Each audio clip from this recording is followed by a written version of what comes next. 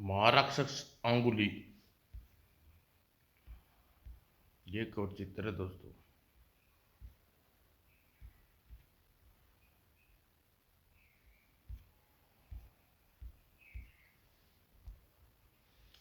भारत के महान वैज्ञानिक रमन्ना को आज एक अजीब सी सनक सवार हो गई। हिमालय से बर्फ की गर्म में किसी पुराने नगर की सभ्यता का विशेषज्ञ मिलने चाहिए, और इसी सनक के पीछे वह अपने दल के कुछ कर्मचारियों के और मजदूरों को हिमालय के उत्तर पूर्व की ओर रवाना हो गई। कई रात सफर करने पर वह कैपुला एक समांतर स्थान पर पहुंचा। हेलो हेलो राजन, बस पड़ाव डाल दो। और ओके प्रोफेसर, जैसी आज्ञा। साथियों, प्रोफेसर का आदेश है कि यहीं पड़ाव डाल दिया जाए, यहीं टेंट गाड़ दिया जाए। हाँ जूली, यहाँ तो बहुत ठंड है राजन। जो आज्ञा असिस्टेंट साहब। और कुछ ही देर में मजदूरों ने आनंद फान टेंट गाड़ दिया, एक छोटी सी बस्ती कायम कर दी। सभी दोपहर का समय, आप सभी लोग कुछ खाना पीकर आराम करें। कल फ्रेश होकर हम अपना काम शुरू करेंगे। जो आज्ञा प्रोफेसर। राजन, जूली, तुम मेरे साथ मेरे लैब क्वार्टर में आओ। Yes sir.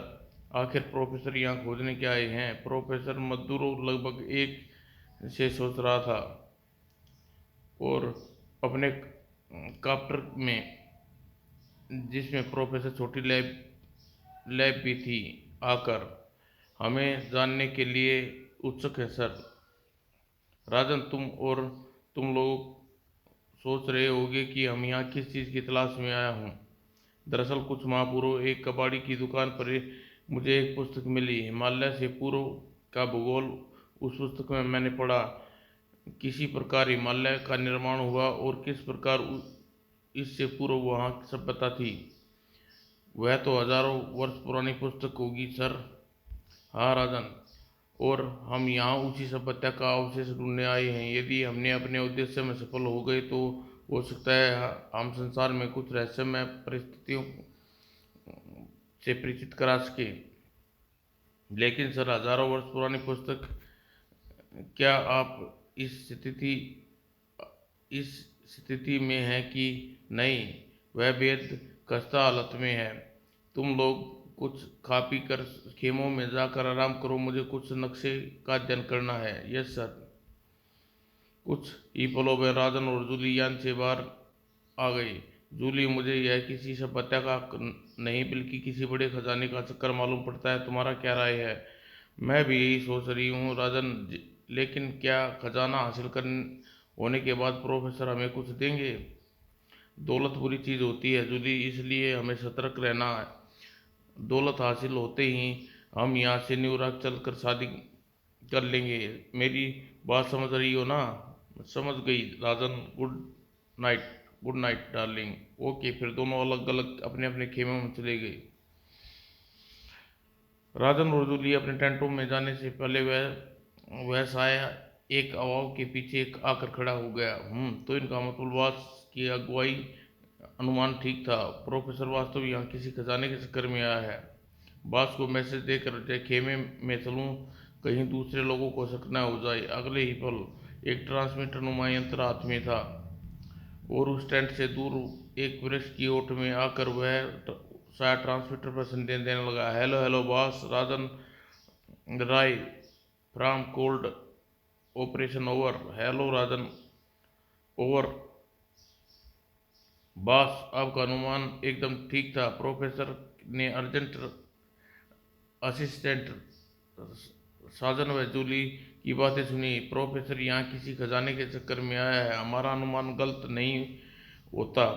हम राय, तुम मजदूर बनकर उन पर पैनी नजर रखो, समय समय पर हमें स्थिति से अवगत कराते रहो। उधर सूर्य भवन में सूर्यपुत्र। डैडी, समझ में नहीं आता ही है, इतनी सर्दी में रमन्ना अंकल को क्या सूझी? राजन, जूली और मजदूरों के साथ हिमालय पर जा चढ़े। वैज्ञानिक लोग खोजी किस्म के प्राणी होते हैं बेटे। नई खोज उसे जीवन में एकमात्र लक्ष्य होता है। अब मुझे ही लो, तुम्हारे किसी मिशन पर जाने के बाद मैं अपनी लैब से ही बंद हो जा कर रह जाता हूँ और क्रांति जंगलों में जाकर अपनी नई नई बूटियों की खोज करती रहती है। क्यों क्रांति? आप ठीक कहते हैं अंकल।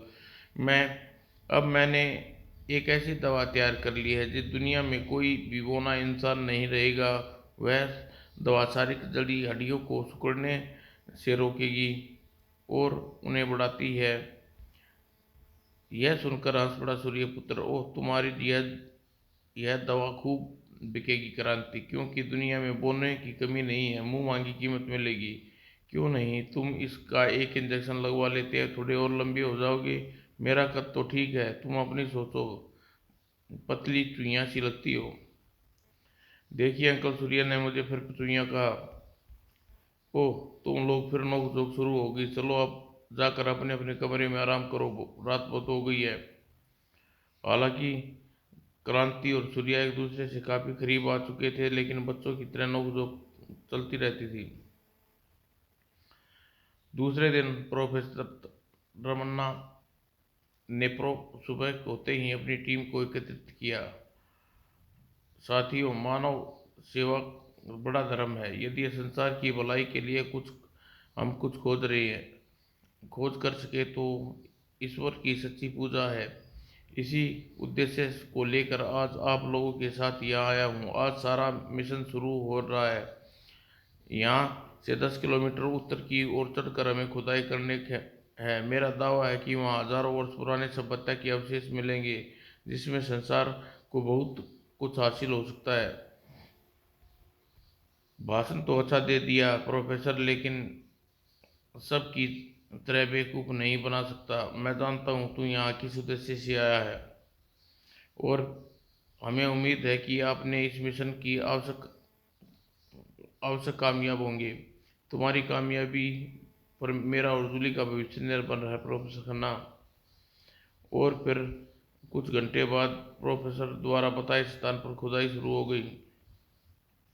राजन और जूली दूर खड़े थे। क्या राजन, सचमुच यहाँ कोई बड़ा खजाना मिलेगा? हाँ जूली, प्रोफेसर पागल नहीं है, लाखों रुपये फूंक कर यहाँ आया है।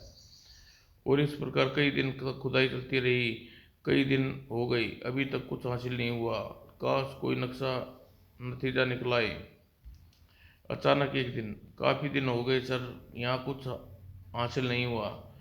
सब्र करना सीखो राजन, यह जल्दबाजी से काम नहीं होती।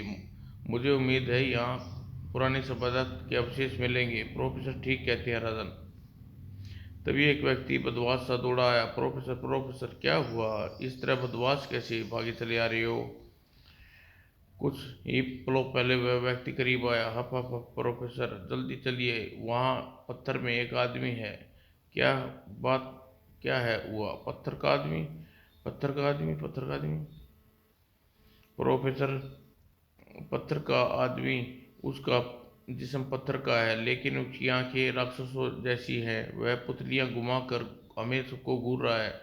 सर, मुझे तो इसके दिमाग के पुर्जे हिले लगते हैं। ऐसा न कहो राजन, पृथ्वी पर की गर्भ में अजूबेर छिपे हैं। तुम मेरा किट बैग लेकर आओ। और उस चट्टान के भीतर दबा हुआ पड़ा विकराट विराट विकसित का मानव सभी मजदूरों को घेरे हुए खड़े थे। शायद इसी में खजाना। कमाल का शरीर, पत्थर की आंखें, जीवित लव। आओ आओ, देखो किस प्रकार घूर रहा है यह, मुझे तो डर लग रहा है। हटो हटो, एक तरफ हट जाओ। पत्थर। प्रोफेसर वहां आते ही मजदूर भीड़ काई की तरह फट गई। फिर जैसे ही प्रोफेसर की नज़र वह कंक्रीट के आदमी पर पड़ी, वह चौंक उठे। ओह रियली, यह तो सचमुच ही पत्थर का जीवित आदमी है। तुम इसकी पुतलियां की हरकत देख रहे हो राजन? हाँ राजन। यस सर, यह वाकई इस सदी का अजूबा है। क्यों जूली? अवश्य यह कोई गहरा रहस्य है। मुझे इसके दिल की धड़कन चेक करनी होगी। आपका क्या ख्याल है, यह सचमुच ही कोई पत्थर का आदमी है? सभी मैं अभी किसी निर्णय पर नहीं पहुंचा हूँ राजन, लेकिन जब तक इसकी आंखों में जीवन है, इसका दिल भी धड़कना होना चाहिए। जरा किट बैग से टेलीस्कोप निकालो, मैं इसके दिल की धड़कन चेक करता हूँ। और कुछ पलों बाद प्रोफेसर ने टेलीस्कोप नुमा यंत्र से उसके दिल की धड़कन चेक कर रहा था। ओह, इसके दिल की धड़कन तो चल रही है। प्रभु, कैसा रहस्य है।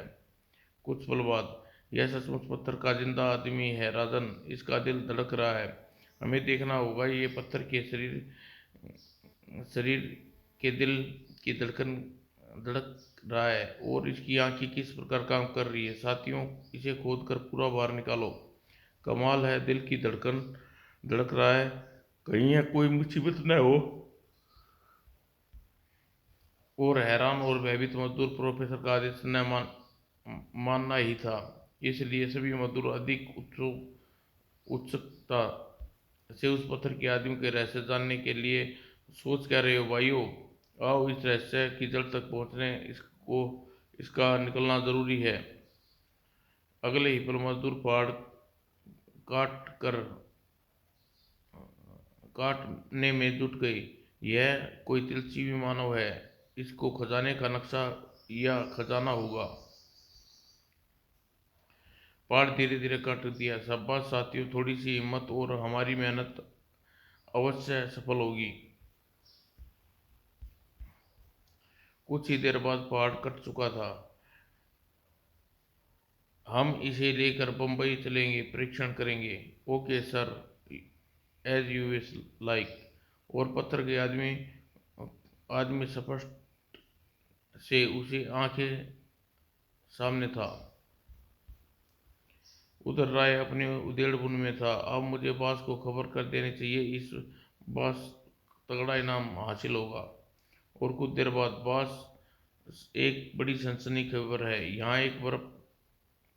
यहाँ बर्फ के पहाड़ों में एक पत्थर का आदमी मिला। सच कह रहा है तू बॉस?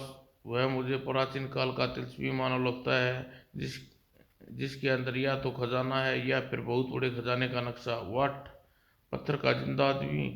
तुम कहीं पागल तो नहीं हो गए हो? प्रोफेसर की इस विषय में क्या राय है? वह तो वही उसे यहीं ला रहा है निरीक्षण के लिए। तो फिर प्रोफेसर की लैब नहीं जाएगा, जगारो हेडक्वार्टर पर आएगा। तुम स्थिति पर नजर रखो। जानी बेगरा बॉस, कल तुम अपनी टीम को लेकर प्रोफेसर की लैब पर जाओ और जैसे ही वह कॉप्टर लैंड करे उस पत्थर के आदमी पर कब्जा कर लो। इसके लिए चाहे कितने ही खून खराबा करना पड़े, जाजरो को वह पत्थर का आदमी चाहिए। Yes boss. उधर प्रोफेसर मजदूरों के हुक्म किया कि वह मजदूर कई क्विंटल स्टोनमैन को उठाकर पहाड़ से नीचे उतारने लगे।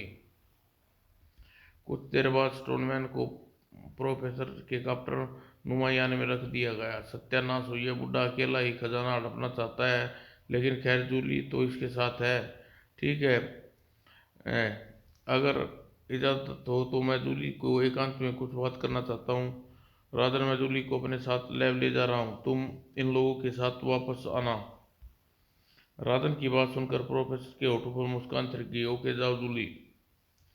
अगले ही पल जूली और राजन एकांत में सबसे अलग बातचीत में व्यस्त थे। जूली, मुझे लगता है प्रोफेसर अकेला ही खजाने को हड़प लेना चाहता है, तुम उसके साथ जा रही हो। इस पर मेरे आने तक पूरी नजर रखना। बेफिक्र रहो राजन, अगर तुम्हारे आने से पहले खजाना हासिल हो गया तो हमें हमारा हक मारने की कोशिश की तो मैं इसे ठिकाने लगा दूंगी। ठीक है, अब तुम जाओ। देर हो जाने पर प्रोफेसर को शक हो सकता है। Okay dear. और फिर जूली प्रोफेसर के यान की ओर बढ़ गई और राजन उसके पीछे था। कुछ देर बाद प्रोफेसर का कॉप्टर यान आकाश की बुलंदी छू रहा था। उधर रमन्ना अनुसाधन रस रसायन, जो आजकल बंद पड़ा था और चारों ओर से घे, घेर लिया था, जांचरियों के आदमी ने जा, जाजारों के आदमी ने। बेगरा बास का मैसेज है कि प्रोफेसर पहुंचने ही वाला है, सब सतर्क हो जाओ। हम अलर्ट हैं दोस्त। करीब घंटे भर बाद प्रोफेसर का यान आ पहुंचा अपनी लैब पर। एक प्रॉब्लम है जूली। क्या? हम दोनों इस स्टोनमैन को यान से उतार कर लैब तक कैसे ले जाएंगे? हाँ सर, लेकिन हम मजदूर। नहीं जूली, मैं नहीं चाहता अभी दुनिया को इसकी खबर मिले। लेकिन हाँ, एक आदमी है, अकेला ही हमारा काम कर सकता है। कौन? सूर्यपुत्र। सूर्यपुत्र वह काम बखूबी कर सकता है जूली, और वह मेरा मित्र प्रोफेसर चंद्रकार चंद्रकार कर का पुत्र है। इसलिए रहस्य लीक हो जाने का खतरा भी नहीं है। तुम यहीं ठहरो, मैं अपने मित्र को अपनी आने की खबर देकर सूर्यपुत्र को बुलाता हूँ। कमाल है सर, यह रहस्य तो हम आज तक नहीं मालूम था कि आपकी पहुंच दुनिया के मामूली सुपर एक्शन मैन सूर्यपुत्र तक भी है। जवाब में प्रोफेसर रमन्ना मुस्कुराकर लैब के पिछले गेट की ओर बढ़ गया। बस बड़ी पहुंच है इस प्रोफेसर की तो। कुछ देर बाद एक कक्ष में। हेलो चंद्राकर, मैं रमन्ना बोल रहा हूँ। हाँ रमन्ना, कहो भाई, कब लौटे तुम? कुछ कामयाबी मिली? हाँ प्रोफेसर, वहाँ हमें एक जिंदा पत्थर का आदमी मिला है। पत्थर का आदमी जिंदा? तुम्हारी तबीयत? हाँ चंद्राकर, मैं बिल्कुल ठीक कह रहा हूँ दोस्त। आगे सुनो। पत्थर का वह आदमी बहुत भारी है और इस समय मेरे यान में रखा है, लेकिन हम उसे उठाकर अपनी लैब में नहीं ले जा सकते। यहाँ कोई आदमी नहीं। अगर तुम सूर्य पुत्र को भेज दो तो उसे तुम स्वयं भी आकर उसे देखो, विचित्र अजूबे को। उसके जिंदा होने का तुम्हारा क्या तात्पर्य है रमन्ना? यार, उसकी आंखें चल रही हैं, उसका दिल धड़क रहा है। वेरी इंटरेस्टिंग, हम अभी पहुंच रहे हैं। और प्रोफेसर रमन्ना फोन करके वापस आ गए। मैं प्रोफेसर चंद्रकर को फोन कर आया हूँ, वह सूर्यपुत्र को लेकर आ रहे हैं। यह तो बड़ी अच्छी बात है सर। सूर्यपुत्र के होते हुए तो अब मुझे कुछ भी नहीं कर पाऊंगी, लेकिन मैं अकेली करूं तो क्या करूं?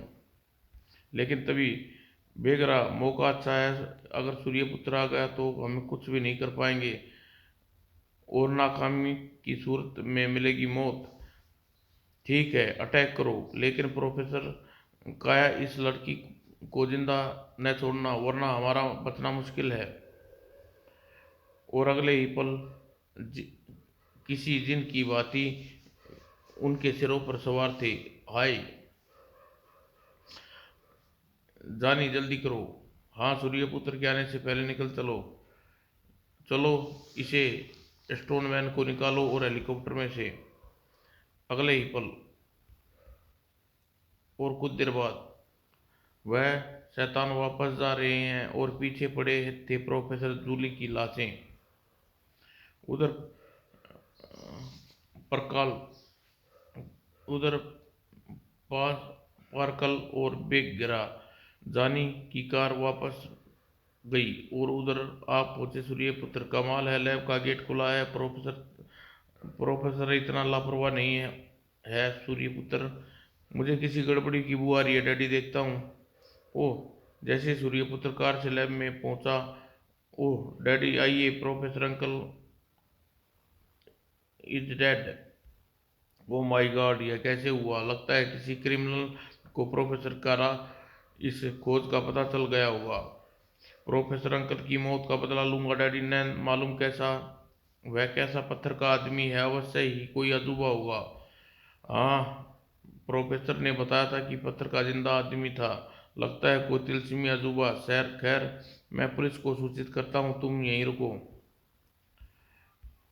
उधर जिगारो के हेडक्वार्टर में। वाकई है जिंदा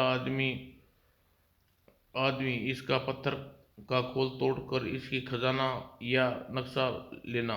अगले ही पल जागरो जाजारो के आदमी टूट पड़े पत्थर के आदमी पर। ओह प्रकाल, इडियट, तूने हाथ पर हथौड़ा मार दिया। सारी, लेकिन तू खून को रोक। लेकिन वह नहीं जानता था कि खून ही शैतान को चाहिए था। और अगले ही पल ब्लास्ट हुआ। स्टोनमैन पत्थर के कवच के टुकड़े टुकड़े हो गई और अगले ही पल महाराक्षस अंगुली, हा हा हा, दुष्ट मानो मैं हूं अंगुली, मैं ही तुम सबका खून पीऊंगा। नहीं नहीं, कौन हो तुम? मैं काल हूं, महाकाल अंगुली। रक्त चाहिए मानव जाति का पूरी रक्त, पूरी दुनिया को मिटा दूंगा, हा हा। राजा कृपाल सेन, मुझे धोखे से कैद उस पहाड़ में करवा दिया, हजारों साल भूखा हूँ, मुझे मानव जाति से घृणा है।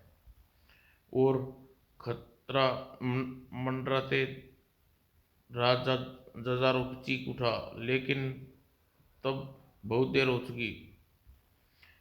जाग उठा शैतान, अपने लंबी उंगलियों से लपेट लिया था उसने सबको, बचाओ।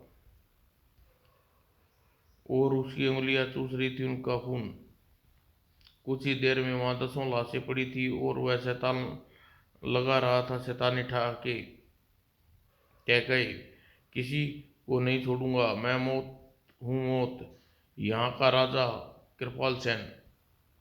लेकिन वहाँ कोई होता तो उसकी बात का जवाब देता कोई, वहाँ मौत ही मौत। इसी बीच प्रोफेसर रमन्ना के साथ गए बाकी सदस्य वापस आ गए। उन्होंने प्रोफेसर के असिस्टेंट और उसके जनजारों का गुरगार रमन भी था। राजन रेलवे स्टेशन प्रोफेसर की लैब की ओर चल दिया। राजन अपने हेडक्वार्टर की ओर, कमाल है यहाँ सन्नाटा है, हेडक्वार्टर लगता है स्टोनमैन के अंदर ले चलूं, इतना मोटा इनाम देगा। अपने किसी पागल सांड की भांति भटक रहा था देता अंगुली। उधर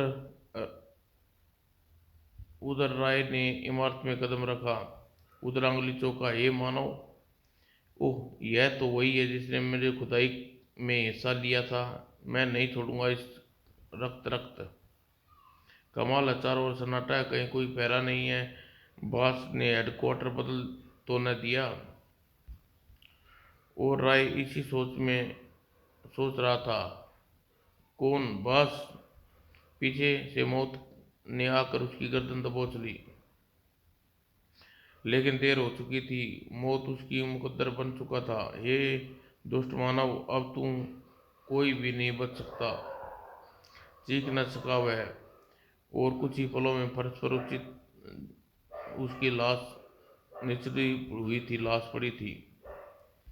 उधर राजन लैब पर पहुंचा, पुलिस का पहरा था। कुछ अन्य वैज्ञानिक के साथ प्रोफेसर दिवाकर भी मौजूद था। प्रोफेसर रमन्ना की लैब को लेकर चर्चा चल रही थी, क्या किया जाए। अरे यह क्या भीड़ है, कैसे प्रोफेसर दिवाकर ने अन्य कुछ वैज्ञानिक, कुछ गड़बड़ लगती है। कुछ देर बाद, नमस्कार प्रोफेसर साहब। अरे राजन, तुम आ गए, क्या बात है सर, भीड़ कैसी? यहाँ बहुत बड़ी ट्रेजेडी हो गई है, किसी ने क्रिस्टल स्टोनमैन को हासिल करने के लिए प्रोफेसर और जूली की हत्या कर दी, स्टोनमैन को ले गए। नहीं जूली, अरे राजन सुनो, उनकी लाश पुलिस ले जा चुकी है, मेरी बात सुनो। नहीं प्रोफेसर, हाथ जूली के बिना नहीं रह सकता। अगले पल पागलों की तरह चीखता राजन लैब की तरफ भागा।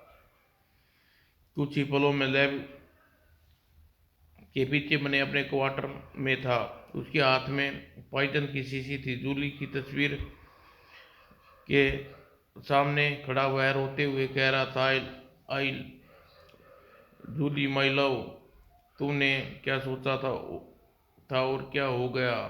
तुम मुझे छोड़कर चली गई, मैं जी कर क्या करूँगा डार्लिंग, मैं भी तुम्हारे पास आ रहा हूँ जूली। और उसने जहर का प्याला पी लिया और अगले ही पल उसकी लाश फर्श पर पड़ी थी। कहाँ गया लड़का, कहीं कोई गलत कदम न उठा ले, चल कर देखता हूँ। और कुछ ही पलों बाद उसके क्वार्टर में पहुंचा। ओ नो, जहर पी लिया, माय गॉड। यह जूली की मौत का सदमा बर्दाश्त नहीं कर पाया। उधर नरदाम आ निकला था शहर की सड़कों पर रक्त चाहिए, और जो भी दिखाई देता उसे लपेट लिया था अपनी प्यासी उंगलियों में। दुष्ट मानव जाति, राक्षस आ गया, भागो राक्षस। चारों तरफ मौत ही मौत थी। ये पलक झपकते ही सड़क सुनी हो गई। पलक झपकते ही पुलिस हरकत में आ गई। आई IS शर्मा, फोन करने वाले ने किस साइट बताया था? कर्नल रोड पर सर। जीप उधर ले चलो। कहाँ छिप गए कायरो? बाहर निकलो, पूरी दुनिया को मिटा दूंगा। सूर्या पुत्र, तुमने कुछ सुना? हाँ डैडी, अभी किसी ने बताया कि किंग कर्जन रोड पर राक्षस जो किसी कुछ भी देर में कई हत्याएं कर चुका है। लगता है यही पत्थर का कवच का शैतान है जिसने रमन्ना हिमालय से उठाकर लाया है, और बाद में किसी को रिंग रोड पर जाकर उसका अपहरण करके खजाने के लालच में छेड़छाड़ की और उस शैतान का कवच से आज़ाद कर दिया। मैं खुद भी मरे गए होंगे।